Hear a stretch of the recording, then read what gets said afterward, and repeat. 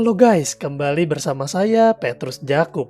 Di video kali ini kita akan bahas nih mengenai kenapa klaim asuransi Indra Bekti ditolak. Kenapa nggak pakai BPJS aja? Nah, biar lebih jelas, yuk kita ikutin videonya.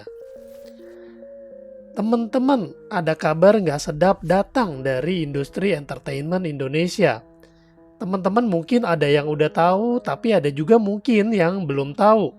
Jadi ada seorang entertainment Indonesia yang bernama Indra Bekti itu dirawat di Rumah Sakit Abdi Waluyo di Menteng, Jakarta Selatan akibat mengalami pendarahan pada otak.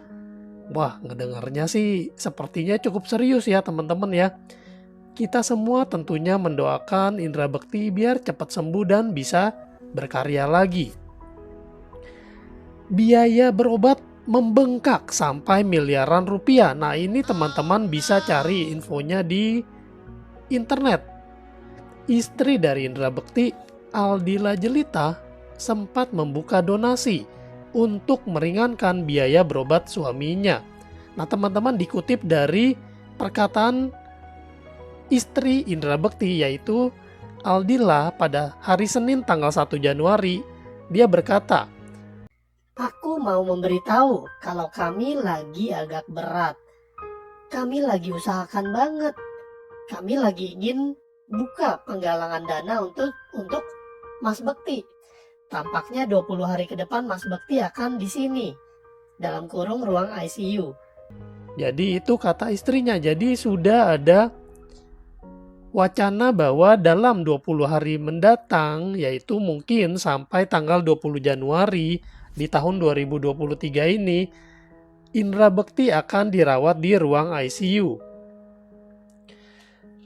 Nah, namun kini diketahui donasinya telah ditutup. Teman-teman pasti berpikir, kenapa nggak pakai BPJS aja? Padahal Indra Bekti sendiri pernah mempromosikan BPJS. Tapi kenapa nggak pernah dipakai?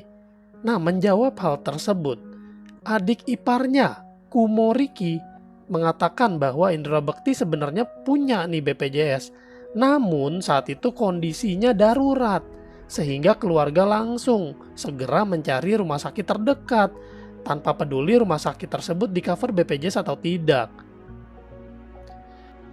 Teman-teman juga pasti mendengar klaim ditolak oleh asuransi swasta. Nah, menurut Ricky, Indra Bekti juga punya nih asuransi swasta. Namun tagihan kali ini belum bisa di-cover karena ia baru bergabung selama 6 bulan.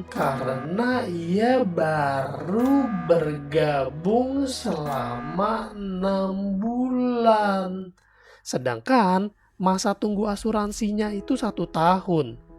Nah, teman-teman bisa melihat kutipan dari Ricky. Dia berkata, untuk asuransi, Kak Bekti baru join sekitar 6 bulan atau 7 bulan. Itu kalau gua nggak salah ya. Penyakitnya sakit kritis. Dan sakit kritis ada masa tunggu 1 tahun. Baru bisa di cover asuransi. Dan dia baru bergabung beberapa bulan. Teman-teman pasti juga berpikir ya, wah, semua asuransi nggak bisa diklaim. Apa jadi anggota asuransi memang sesulit itu? Teman-teman, sebenarnya nggak juga. Tapi kita harus tahu nih, karena asuransi itu memang berhak menolak klaim jika dalam kondisi tertentu. Misalnya nih, pertama, police lapse. Police lapse ini artinya kondisi di mana asuransi kita sudah tidak aktif lagi. Misalkan karena kita telat bayar premi, misalnya sudah telat 3 bulan. Nah, itu artinya polis kita menjadi tidak aktif. Nah, ini harus diperhatikan teman-teman. Lalu yang kedua adalah polis masih dalam masa tunggu. Nah, ini yang terjadi sama Indra Bekti.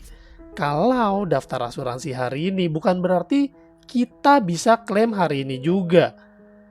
Karena ada yang namanya masa tunggu. Itu biasanya beberapa bulan, dan ini seperti yang saya bilang, ini kasusnya Indra Bekti bahwa polisnya itu masih baru. Ada penyakit-penyakit yang harus menunggu 1 tahun. sakitnya dikecualikan. Nah teman-teman, enggak semua penyakit itu akan ditanggung oleh asuransi. Ada beberapa yang biasanya dikecualikan, seperti misalnya sudah punya riwayat penyakit atau self harm. Self harm itu artinya menyakiti diri sendiri, itu tidak di cover ya. Lalu olahraga yang ekstrim seperti misalnya panjat tebing dan sebagainya, nah itu berbahaya, itu tidak di cover. Lalu kategori lainnya adalah masuk pre-existing condition. Nah ini kalau kita sudah punya riwayat penyakit, misalnya sudah punya riwayat penyakit jantung. Nah ini bisa jadi tidak di cover oleh asuransi kesehatan kita. Lalu berikutnya adalah klaim melebihi limit. Setiap asuransi itu punya yang namanya limit tahunan. Nah teman-teman harus perhatikan berapa sih manfaat limit tahunan yang kita miliki. Biasanya itu akan menyesuaikan dengan premi yang kita bayar. Kalau klaim yang kita lakukan itu sudah melebihi dari limit, maka ya sudah jelas pihak asuransi tidak bisa menanggung lagi klaim tersebut. Nah itulah kondisi-kondisi yang ada di polis asuransi kita. Selama kita tidak dalam kondisi tersebut ya harusnya klaim kita lancar jaya. Teman-teman bisa cek deh di internet, di sosial media itu banyak sekali beredar pembayaran klaim, bukti-bukti klaim. Nah artinya kita semua harus tahu jelas apa sebabnya klaim tidak dibayar, supaya kita jangan menjadi netizen yang kudet, kurang update. Nah teman-teman mungkin bertanya, Pak Petrus ada gak asuransi yang cover sesuai tagihan dan limitnya besar sekali, ada gak? Ada teman-teman, jawabannya ada. Di sini Allianz punya program asuransi kesehatan yang keren banget. Karena di sini teman-teman bisa melihat limit tahunannya itu 10 miliar, sistemnya cashless alias kita nggak perlu deposit pada saat mau rawat inap, lalu kita bisa di cover di seluruh Asia, full cover, dan kamarnya 1 bed, tidak ada inflasi harga kamar, jadi artinya harga kamarnya mau naik berapa kali lipat pun nggak masalah. Hari ini harga kamarnya misalnya 2 juta, tahun depan naik jadi 5 juta, nggak masalah, yang penting 1 kamar 1 bed. Keren banget gak teman-teman? Lalu ketika kita sakit, cash flow kita tetap aman. Mau gak yang seperti ini teman-teman? Kalau teman-teman mau, teman-teman harus punya nih yang namanya kartu sakti dari Allianz. Apalagi buat para pebisnis yang peduli dengan kesehatan. Start 2 juta per bulan kita sudah punya nih coverage yang seperti ini sesuai tagihan teman-teman. Gokil gak? Kalau teman-teman masih ragu, di sini saya bagikan nih. Nah, di sini saya bagikan bukti klaim dari seorang nasabah Allianz. Jadi dia ada mengalami sakit dan dia klaim 63 juta. Ini cuman satu dari jutaan contoh. Nah, ini yang seperti yang saya bilang tadi, di internet, di sosial media ini beredar banyak sekali ya bukti-bukti klaim. Karena banyak juga orang yang peduli dengan kita, yang mau teman-teman semua terproteksi. Dan sekedar disclaimer teman-teman, informasi-informasi yang barusan saya bagikan tadi itu bersumber dari internet. Teman-teman bisa mencari dari mana saja dan itu semua lengkap. Jadi saya hanya mengutip dari internet ya. Untuk pihak keluarga atau mungkin pihak yang mengalami sakit, dengan ini saya mendoakan agar lekas sembuh untuk Mas Indra Bektinya. Dan juga untuk teman-teman sekalian, kita boleh segera nih melindungi diri kita. Di sini saya sering banget ngebagi-bagi ini bukti klaim. Jadi benar-benar Allianz itu membayar klaim ya, bahkan yang sampai ratusan juta ini 800 juta ya. Ini di Madiun pun nggak masalah. Mau di pelosok, mau di mana juga nggak masalah. Ini bahkan 15 miliar, 4,5 miliar, 100 juta di Madiun ya. Ini ada juga banyak 1 miliar. Ini teman-teman nggak tanggung-tanggung ya. Jadi kalau punya asuransi itu jangan tanggung-tanggung. Sekalian aja yang 1 miliar yang meninggal dunianya. Kalau perlu yang 2 miliar nih. Kayak yang berikut ini.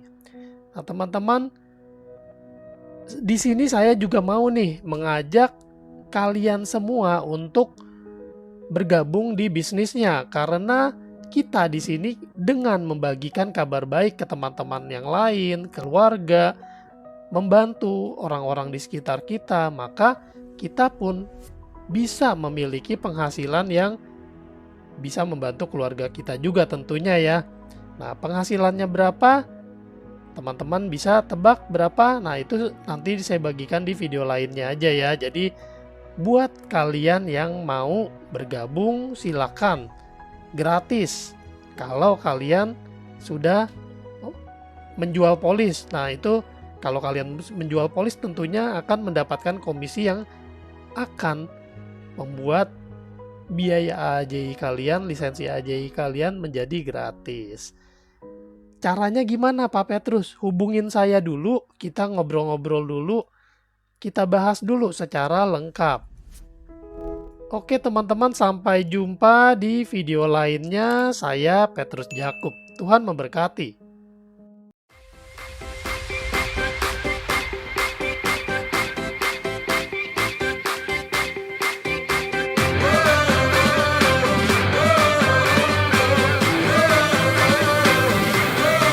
We're the one you can rely on. We are trusted.